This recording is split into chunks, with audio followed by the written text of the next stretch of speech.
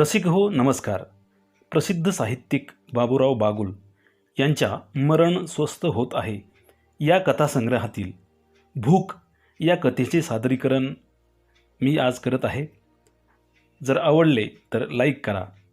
आमच्या चॅनलशी संवाद साधायचा असेल तर कमेंट करा आणि चॅनल प्रथमच पाहत असाल तर नवनवीन रंजक आणि प्रसिद्ध कथा ऐकण्यासाठी आमच्या मराठी सर्व्हर या चॅनलला नक्की सबस्क्राईब करा. चला तर मग सुरुवात करूया. भूक, लेखक बाबूराव बागुल. पाऊस वैरी होऊन डोळे झाकून कोसळत होता. त्या शिळंधार पावसांनी भल्या भल्यांची भंबेरी उडवली होती. हातावर पोट भरणाऱ्या गोरगरिबांची उपासमारीने दैना केली होती. ते पावसाच्या माऱ्याने मातीप्रमाणे मौसूत झाले होते आणि गवताप्रमाणे रोगराई जिकडे तिकडे माजली होती. प्रत्येक घरातून कोणी ना कोणी आजारी पडले होते. भागू कोळीनही अशी थंडी तापाने आजारी पडली होती. तिच्या आजाराने आणि सतत पडत्या पावसाने तिची दोन्ही मुले भुकेने हैराण झाली होती. मिळेल ते भिक्षेचे अन्न खाऊन ती रडत अथवा खिन्न होऊन तिच्या उशा पावत्याशी बसत होती. दुःखाने भुकेने दिवस लोटत होती. अन ती कधी उतरल्यावर शुद्ध आल्यावर भुकेलेली रडवेली उदास मुले पाहून तिळतिळ तुटत होती. भरून येणारे डोळे निरपत होती अन अत्यंत श्रद्धेने व्याकुळ होऊन पाऊस कमी व्हावा, ताप जावा म्हणून देवाला विनवत होती. आणि एक दिवस मेघराजाला तिची प्रार्थना ऐकू गेलीच. प्रेमळ मातेची प्रार्थना ऐकून तो सूर्याचा सांगाती मातीला महान करणारी आपली वृष्टी आवरून दूर गेला. तसा तिच्या अंगातील ताप थकवा सरला. ती खडबडून उठली आणि तिने गांगरून बसलेल्या मुलांना हाक मारली, भिका, सटवा, बाळांनो इकडे या. आईची हाक ऐकताच त्या दोघांच्या अंगातील ग्लानी उदासी मासोळीसारखी कोटच्या कोटे गेली. ते तरतरीत होऊन तिच्या बगलाखाली आलेल्यांना कवटाळीत ती वडील मुलाकडे तोंड करून म्हणाली, भिका, गावात जा, पाटली नीलेला सांग आईनं 2 मापटी पीठ मागितले. नको नको आई, तिच्याकडे जाया नको. ती मला दारात बघितल्यावर कुत्र्यावाणी भेवून लावती. तली देते बल. गोल गोऱ्या गालाचा, बटना एवढ्या नाकाचा, करवंदासारखा काळ्याभोर डोळ्यांचा सटवा म्हणाला. त्याच्या जिभेवरले अमृत अजून विरले नव्हते. त्याच्या गोड बोबड्या शब्दाने तिने मन आनंदून गेले. ती भिकाला समजावीत म्हणाली, रोज तिच्याच घरी गेल्यावर रागावणार नाही काय तुला? जावयासारखा पाठ टाकेल बसाया, पुरणपोळ्या घालील जेवाया. या दिवसात भल्या भल्याचं टाकं ढिलं होत्यात असं बोलू नये. जा तिच्याकडंच. नको, दुसरीकडे सांग. तीच देईल. गावची पाटली नाही ती. तिला दया येणार नाही तर कोणाला येईल? तो सोडून सर्व्याला देईल. जा, तुझ्या मताप्रमाणे कर, पण तिच्याकडं जा. नाहीतर माजली असं मला ती म्हणेल. ती लोटकं घे. पोरांबद्दलच्या प्रेमाने आलेला उत्साह आता मरू लागला होता. थकवा जाणवू लागला होता म्हणून ती गप्प होती. तसा तो लोटगे आणि फडके घेऊन बाहेर पडला. त्याचा रंग तेलिया काळा होता. नाकाने नकटा, खोल डोळ्यांचा, परंतु उंचीने मोठाला होता. तो डोक्यावर वाढलेले अमाप केस उडवीत गावच्या दिशेने पळत गेला. तसा सटवा तिच्या गळ्यात आपला अजून बाळसे असलेला हात टाकून म्हणाला, आई मी जाऊ थकू मावशीकडं? ती मला लोज भाकली देते. तिच्याकडलं आपण खाऊ नये, त्यामुळं जात जाती. ठकोचे उपकार आठवून तिने त्याच्या डोक्यात यापेक्षा जास्त जहरीले जातीयतेचे विष टाकले नाही. ती शरमून गप्प राहिली. मग जाऊ? जा. आईची आज्ञा मिळताच त्या एका भल्या मोठ्या पैरणीत असलेला सटवा पळत सुटला. तिला फक्त त्याचे गुटुगुटू हलणारे झावरे डोके दिसत होते. त्याकडे ती आपले दुखणारे डोके दोन्ही हातांनी दाबून पाहत होती. तिच्या डोळ्यातून कौतुक ओसंडत होते. तापाने सुकलेले तिचे तोंड आनंदाने फुलले होते. थोड्या वेळाने तिची राम लक्ष्मणाची जोडी परत आली. भिकाचा चेहरा उतरलेला होता. तो एका हातात कालवनाचे लोटके आणि दुसऱ्या हातात भाकरीचे गाठोडे घेऊन उभा होता.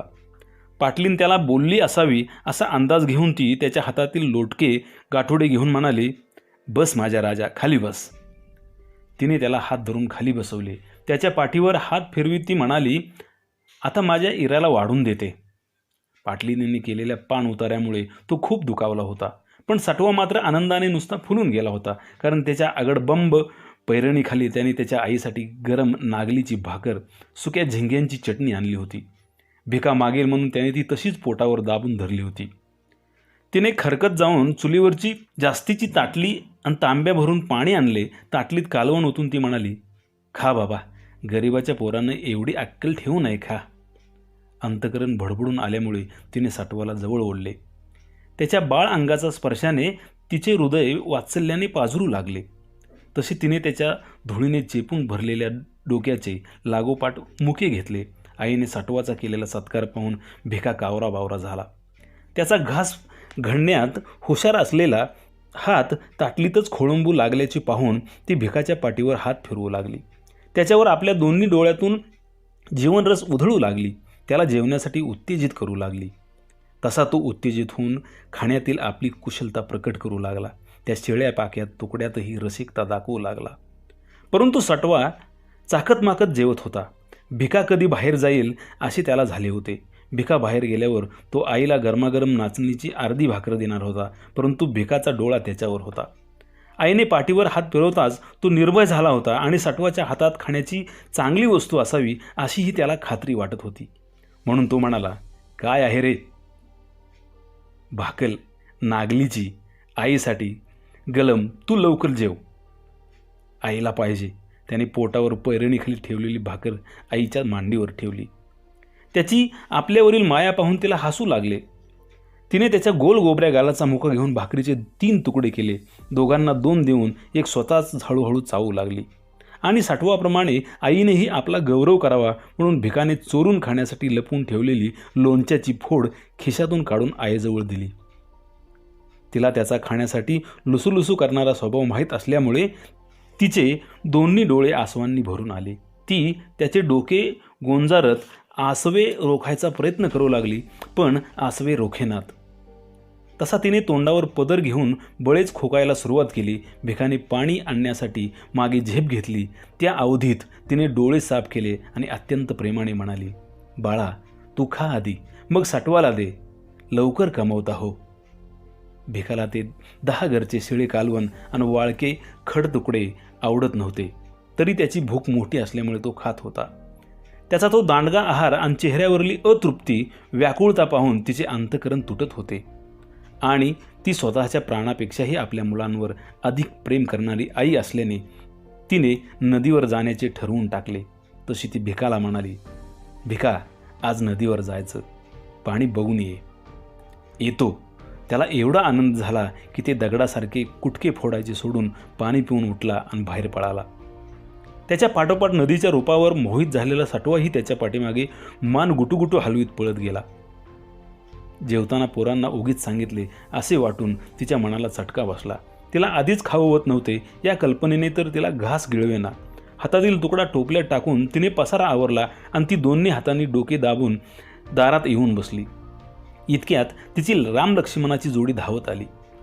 आनंदलेल्या भिकाने धापा टाकीत बातमी दिली, आई, पाणी उतरलंय, चल मासं धरू, आज नक्की आहीर मिळेल. आहीर? ती आश्चर्यामुळे गप्प झाली आणि नंतर दोन्ही हात जोडून आकाशाकडे बघत म्हणाली, तू बाळ मुंजा, तुझ्या मुखात साखर पडो, मिळो. मिळेलच, ते दोघेही भाऊ म्हणाले. त्यांचा तो विश्वास पाहून ती एवढी आनंदली की तिला अधिक चर्चा करण्याची भीती वाटू लागली. म्हणून ती पोरांना म्हणाली, पळा खेळाया, पाणी खडकाखाली गेलं म्हणजे सांगाया, जा. पोरे खेळाया गेली आणि ती आहेर माशावर विचार करू लागली. तो खाल्ल्याने भिका कसा आनंद देईल, जेवताना त्याचा चेहरा कसा खुलेल, 2 दिवस खाल्ल्याने त्याचे रक्त वाढेल, आजारीपणामुळे उपासमारीने कमी झालेली शक्ती भरून येईल, असा ती विचार करीत होती. आनंदाने उत्तेजित झालेली तिची जोडी घटके घटकेला धावत येऊन तिला खडानखडा माहिती देत होती. तिच्यापुढे प्रत्यक्ष नदी उभा करीत होती. ती आपल्या पोरांच्या अक्कल हुशारीवर दिवाणी होऊन गेली होती. असल्या सूर्यचंद्रावरून काया ओवाळून टाकावी असे तिला वाटत होते. तसे तसे तिचे शुष्क शरीर शक्ती उत्साहाने भरून येत होते. बरोबर 5 वाजता तिला हवे तेवढे पाणी कमी झाले होते. तिघात सामान वाटून ती पुढे आणि ते दोघे मागे अशी नदीवर आली होती. नदीचे गढूळ पाणी वेगात धावत होते. नदीच्या काठावर खूप राड घाण पसरली होती. चालताना तिचे जड पाय नेमके राडीत डबक्यात फसत होते. तरी ती तशीच जागा हेरीत चालली होती. जास्त भिजल्यामुळे तिच्या बोटांना वेट येऊ लागले होते. मांड्या कमरेची हाडे ठणकत होती आणि अंगाला थंडगार वाऱ्याची झुळूक लागताच संबंध शरीरात कसकस येत होती. दुखत असलेले डोके अधिकच दुखत होते आणि डोळे जड होऊन गपागप झाकत होते. तरी ती तशीच पुढे चालली होती, कारण आता तिने तिच्या दोन्ही मुलांच्या पोषणाची जबाबदारी आपल्यावर घेतली होती आणि दुःख संकटासमोर ती आता हात टेकू शकत नव्हती. ती प्रत्येक पाऊल शारीरिक दुःखाला दणका देऊन उचलत होती आणि तिच्या मागे आनंद युबावर झालेली तिची मुले खिदळत होती. वेलीवरच्या फुलांप्रमाणे आनंद उधळीत होती. कोणत्या डोहात किती भूते आहेत, अवस पुनवेला वेताळ दिवट्या घेऊन कुठे नाचतो हे एकमेकांना सांगत होती. चिखलात पडलेल्या एखाद्या विरोळ्यावर दगड फेकत होती आणि पुराच्या वेगाने निर्जीव होऊन पडलेल्या त्या जीवाची वळवळ पाहून हसत होती. अरे तो बघ, त्यांच्या समोरचा एक गवती रंगाचा टिजबर साप रखडत रखडत चालला होता. भिका पाठीवरले जाळे घेऊन धावला. पटकन खाली वाकून तो साप तोंडाकडून पकडून उचलून धरला. सटवा त्या हिरव्या सापाच्या निस्सत्व वळवळीकडे पाहून टाळ्या पिटत होता. भिकाकडे तो साप हातात धराया मागत होता, परंतु भिका त्याच्या हातात देत नव्हता. सारखा हसत होता आणि त्याकडे मागणी करून चिडीस गेलेला सटवा त्याच्या हाताला झटू लागला होता. भिका त्याच्या प्रत्येक झेपेला हात वर उडवून ओरडत होता, धरू नको, चावल, त्यानं मरशील. पाठीमागे चाललेला पोरांचा हा दंगावतीच्या बधीर डोक्यात शिरताच ती उभे राहून मागे पाहू लागली. भिकाच्या हातातील साप तो घेण्यासाठी उड्या मारीत असलेल्या सटवाकडे पाहून ती घाबरून ओरडली, ए येड्या, भिक्या, फेक फेक. भिकाने साप फेकून देताच ती त्याला हळूवार आवाजाने समजावत म्हणाली, असं येड्यावाणी दिसल ते उचलीत जाऊ नकोस. पण तो चावत नाही. भिका तिचा राग गेला हे ओळखून बोलला. तसा सटवा अधिक निर्भयपणे म्हणाला, त्यानं माणूस मलत नाही आणि लव्हाळं वाटून पेल्यावर त्याचे आपले वैद्यकीय ज्ञान तिला ऐकवण्याची जोरदार स्पर्धा लागून भांडणे होणार हे जाणून ती तोंड फिरवून चालू लागली. तशी सटवाने हळू आवाजात आपली ईर्ष्या व्यक्त केली, मला दिसल्यावर मी बी तुझ्या हातात देणार नाही. पण तुला दिसणारच नाही. दिसल. सटवा ईर्षेने पेटून गेला होता. डोळ्यात प्राण आणून दगड गोट्याचे खाच खळग्याचे तो बारकाईने निरीक्षण करत होता. कधीच न दिसलेले असे कितीतरी जीवजंतू त्याच्या नजरेस पडत होते, पण त्याला जे हवे होते ते मात्र दिसत नव्हते. तसा भिका त्याला खिजवत होता. सटवा खूप खिजवला गेला होता. अशाच काही वेळ गेला असता तर त्याने भोकाड पसरले असते आणि इतक्यात त्याच्या नजरेत त्याची आई ज्या खड्ड्याजवळ उभी होती तिथे मोठासा निरनिराळ्या रंगाचा अजगर दिसला. जिंकल्याच्या आनंदाने आणि आईला तो चमत्कारिक अजगर चावेल या भीतीने ती ओरडला, आई पल, छाप छाप. ती तशीच उभी होती. तशी त्या दोघांनीही ओरडत जाऊन तिला मागे खेचली आणि ते तिघेही त्या खड्ड्यात पाहू लागले. त्या खड्ड्यात रंगीबिरंगी लुगड्या पातळाचे पिळे पिळून एखाद्या धोब्याने ढीग करावेत तसे पुराने आपटून धोपटून पिळून फेकून दिलेले पुष्कळसे रंगीबिरंगी साप एकमेकांना विळखे मारून वेटोळी करून पडलेले होते. ते बिभत्स आणि भयंकर दृश्य पाहून तिच्या अंगाला काटा फुटला. ती भयाने लटालटा कापू लागली. पण ते दोघे ते दृश्य पाहून आनंदित झाले होते, उत्तेजित होऊन पाहत होते. आई ओढीत असतानाही जागेवरून हलत नव्हते. तिला भय वाटत होते. त्याच्या धीटपणाचा राग आला होता. आपला किंवा पोरांचा शब्द सापांच्या कानावर पडू नये म्हणून ती तोंडातून शब्द काढत नव्हती, नुसती त्यांना ओढत होती. आणि त्या दोघांच्या मनात त्या निर्जीव पडलेल्या सापांवर दगडांचा वर्षाव करण्याची तीव्र इच्छा निर्माण झाली होती. ते सारखे वाकत होते, दगड घेऊ पाहत होते, परंतु त्यांना दगड घेऊन मारण्याची संधीच देत नव्हती. बरीच पुढे निघून गेल्यावर ती म्हणाली, सापासमोर बोलू नये, त्याला दगड मारू नये, तो डूक धरतो, मारणाऱ्याचा सूड घेतो. मला चावला तर लिंबाचा पाला खाईन, साठवा म्हणाला. त्याचे हे शब्द ऐकून तिचे काळीज भीतीने कापले. तिने त्याच्या डोक्यात चापट मारली. तिची हुबळी झालेली बोटे झुणझुणू लागली व त्याला आईने चापट मारली म्हणून भिकाला हास्याची उकळी फुटली. गप. त्याचा मधुर हसरा आवाज ऐकून साप चिडू नये म्हणून ती घाबरून ओरडली. तसे ते दोघेही हसू लागले आणि भीतीने आणि रागाने बेभान होऊन ती त्यांना ओढीत पुढे नेऊ लागली. ते हसत होते आणि तिचे काळीज भीतीने कापत होते. अगदी बालपणापासून तिची आई साप चावून मेल्यापासून तिने सापाचे भय घेतलेले होते. बरेच दूर गेल्यावरही तिच्या मनातील ही भीती विरली नव्हती. ती विसरण्यासाठी तिने मासे पकडण्याची तयारी केली आणि भिकाला संगती घेऊन ती गुडघावर पाण्यात उतरून मासे पकडू लागली आणि थोड्याच वेळात ती त्या नादात भय विसरून गेली. वेळ चालली होती. आकाशाची निळी पालटू लागली होती. सूर्य सावळा होऊ लागला होता. तिच्या अंगात थंडी ताप भरू लागला होता. श्रमाने तिचे हाडनहाड फुटत होते. शिरा सणसणू लागल्या होत्या. तिच्या कमरेला असलेली जाळ्याची पिशवी भरू लागली होती. भिकाजवळ असलेली टोपली वजनदार माशांनी जड झाली होती. खडकावर बसलेला सटवा आळसून गेला होता. खडकावर पाण्याबरोबर आलेल्या चिखलात खेळून तो कंटाळला होता. चिखल्याने भरलेले हातपाय तसेच ठेवून तो तसाच बसून होता. भुकेजला होता. भिकाही थकला होता. म्हणून तो म्हणाला, आई, मी इकरीला जाऊ का? जा, लवकर जा. इकून आल्यावर नानाच्या दुकानातून कण्या आण. तवर मी आपल्याकरता मासं धरून येते. पळ. गरमागरम भात मासे खाण्याच्या कल्पनेने तो आनंदून गेला होता. उत्साहित होऊन तो म्हणाला, आता अहिर गावला तर मजा येईल. अहिर तो देवासारखा कधीतरी या नदीत येतो. पण पुरात येतो ना? तूच सांगितलं होतंस. येतो, पण नशीब पाहिजे. मग आज मिळेलच.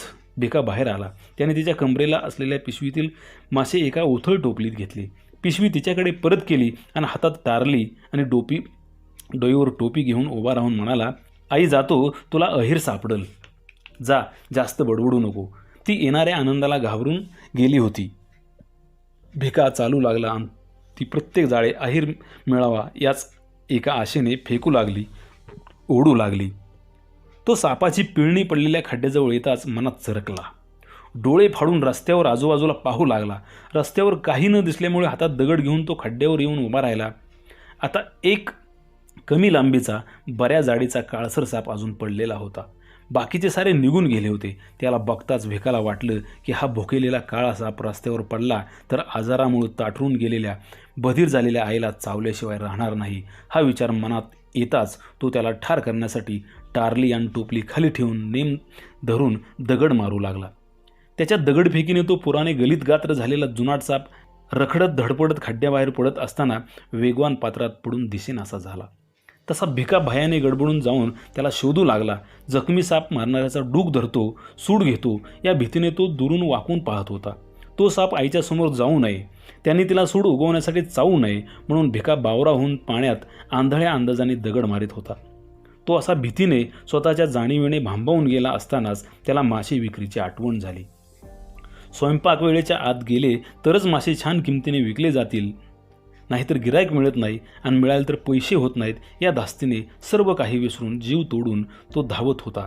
त्यामुळे तो धडपडत होता. डोक्यावरल्या टोपलीतून मासे खाली पडत होते. ते उचलण्याचे भान त्याला होत नव्हते. तो धावत धापा टाकत गावात शिरला आणि तसाच गल्लीतून आरोळ्या देत मासे विकू लागला. पळताना पडलेल्या माशासाठी रडकुंडी सेवून हात राखून विकू लागला. आईच्या आजाराची भांडवल करून गिरायकाच्या मनात दया निर्माण करू लागला आणि त्याची आई नदीवर प्रत्येक जाळे अहिर मिळावा या एकाच हेतूने वेडी होऊन फेकीत होती, ओढीत होती. मुलांना चांगले जिवट खायला मिळावे म्हणून, तुपट अहिर मासा मिळावा म्हणून नदीला विनवीत होती आणि नदी प्रत्येक फेकीत तिला काही ना काही दान देत पळत होती. तिच्या अंगात ताप सणसणत होता. डोक्यात घण पडत होते. डोळे झाकत होते आणि तिचे मन अहिर माशाच्या प्राप्तीच्या आशेने धुंद होऊन गेले होते. अशा स्थितीत तिला जाळे जड वाटू लागले. तसे तिचे तापाने जड झालेले डोळे लकाकले. ती मोठ्या श्रद्धेने हळुवारपणाने जाळे ओढू लागली. जाळ्यातील ते काळसर, पिंगट, पुसट पट्ट्याचे अहिर माशाचे रूप पाहून तिला धन्यता वाटली. जाळे झटकले तर तो तुफान धडपड्या मासा आपणाला आवरणार नाही म्हणून जाळे अलगद उचलून ती हळूहळू बाहेर आली आणि पेंगत असलेल्या साठवाला हळू आवाजात म्हणाली, साठवा, ये, धुडकं टोपलं घे, चल पळ.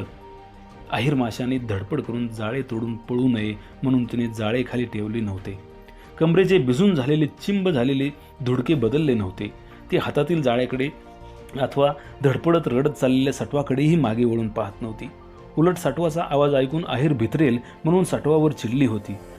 रडता सटवा मागे राहावा म्हणून जलद पाय उचलून घर जवळ करीत होती. घरात येताच तिने हळूच जाळे खुंटीशी टांगले. अंधारात कमरेचे ओले धुडके बदलून टाकले. सटवाला गप बसाया सांगून तापाच्या धुंदीतच माचीस शोधून काढली. पण बाटलीत अथवा बत्तीत तेल नव्हते म्हणून बत्तीतील वात चुलीत टाकून काड्याकोड्या टाकून चूल पेटवली. चुलीत गोऱ्या लावून अंधारलेल्या धुराने भरलेल्या घरातच तिने मोठ्या सावधपणाने अहिर मोकळा करून त्याच्या डोक्यात घाव घातला. व्यवस्थित कापून काढला. त्याच्या मधल्या भागाचे लहान लहान तुकडे करून धुवून मातीच्या सावलीत चुलीवर चढवल्यावर तिचा जीव शांत झाला. तसा तिला सटवाचा आठव झाला. त्याला जवळ घेऊन ती भिकाची वाट पाहू लागली. सटवा तिच्या तापाने तापलेल्या मांडीवर डोके ठेवून झोपी गेला होता आणि ती त्याला गुंजारत भिकाच्या पावलाकडे कानात प्राण आणून ऐकत होती. भिकाचे पाऊल वाजताच तिने डोळे सटवाकडे वळले. त्याला हलवत ती म्हणाली, बाळा उठ, बघ दादा आला. आता गलमागलम भात कलून देते. माझा लाजा पोतबल भात खाईल, मासं खाईल, उठ. कोवळ्या फुगीर गालाच्या सटवाकडे पाहून तिचे हृदय वात्सल्याने उचंबळून आले होते. तो उपाशीपोटी निजू नये म्हणून उठवत होती, पण दमलेला, खूप रडलेला, सेकटलेला सटवा डोळे उघडत नव्हता. गाढ झोपी गेला होता. भिकाने तिच्याजवळ तांदूळ आणि विक्रीचे पैसे दिले. उरलेल्या माशाचे टोपले तिच्यापुढे ठेवून तो एक पैशाचे घेतलेले फुटाणे चोरून खाण्यासाठी बाहेर पळाला. अहिर माशाचे पौष्टिक कालवण आणि भात तयार होताच तिने 2 ताटे तयार केली. मोठ्या भुकेच्या ताटात तिने जवळजवळ सारी माशाची तवली उपडी केली होती. सटवासाठीही तिने भरपूर वाढले होते आणि ती सटवाला उठवू लागली होती. भिकाला हाका मारित होती. भुकेलेला भिका हाक ऐकताच घरात आला. सरळ ताटावर बसून चुलीच्या उजेडात माशाचे तुकडे आणि सीग लावलेले ताट फस्त करीत होता. त्याची अफाट भूक पाहून ती खुश होऊन गेली होती आणि त्या खुशीतच अर्धवट जागा केलेल्या सटवाला बळेबळे भरवत होती. 2-4 घास खाल्ल्यावर त्याने जे तोंड मिटून घेतले ते उघडलेच नाही. त्याने काही खाल्ले नाही म्हणून ती खिन्न झाली होती. तापामुळे तिला काही खाण्याची इच्छाही नव्हती. तरी तिने भिकाला सोबत करावी म्हणून चिमटेने खायला सुरुवात केली. जेवणे आटोपल्यावर तिने मांजरीने माशावर ताव मारू नये म्हणून काळजीपूर्वक झाकपाक केली व आपल्या दोन्ही मुलांना कुशीत घेऊन ती अंथरुणावर पडली. मुले गाढ झोपली होती आणि ती तापाने तळमळू लागली होती. तिला कोरड पडली होती. पोटात मळमळ सुरू झाली होती. उलटी होऊ पाहू लागली होती आणि बाहेर मुसळधार पाऊस कोसळू लागला होता. वारा उधाणून तिच्या घराची झटत होता. मोडकळीस आलेल्या छतावरून तेव्हा अंगावर पाण्याची धार पडू लागली. तेव्हा भिकाला जाग आली. त्याने पाहिलेले स्वप्न आईला सांगण्यासाठी तो म्हणाला, आई. काय रे बाळ, तिने कणत विचारले.